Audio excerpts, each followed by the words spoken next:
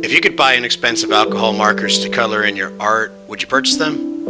Ladies and gentlemen, boys and girls, welcome to Drawing with Mr. Sepulveda. I'm Mr. Sepulveda. On today's episode, I did just that. I purchased alcohol markers from a nearby Five Below store. The store's like a Dollar Tree, except, you guessed it, most of the items are approximately $5 and below. I walked in and saw that they had an assorted color pack and a neutral color pack. Purchased both and decided to see if they were worth the $10 I spent on them. Here's an Arthur Boyle fan art I created. He is one of my favorite characters from the shonen anime series Fire Force. If you haven't had the opportunity to check out the anime, I highly recommend it. Anyways, you're not here for an anime recommendation. You're here to find out if these markers are any good. In short, they're okay. I can't say that I'm blown away by the Five Below alcohol marker product. You get 12 markers for the price of $5, which can be seen as a steal. I think the blending of colors is not too terrible either, but I will say if you plan on reapplying one color over an area you colored with the exact same color, be prepared and be warned that the color is going to come out way darker than intended.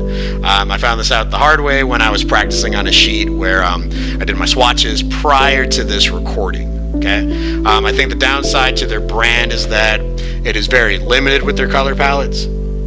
Granted, they only have 2 sets, and I'm sure they will continue to add more in the future, but for right now, this is a huge negative.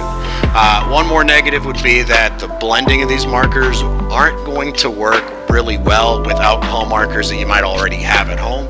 Like, for instance, I have a Ohuhu brand, I have an Arteza brand, right?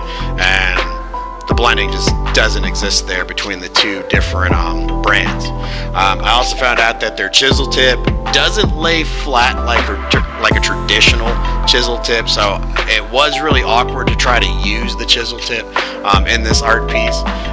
And their bullet nib is a bit wider than a traditional bullet nib, so they don't have that going for them either.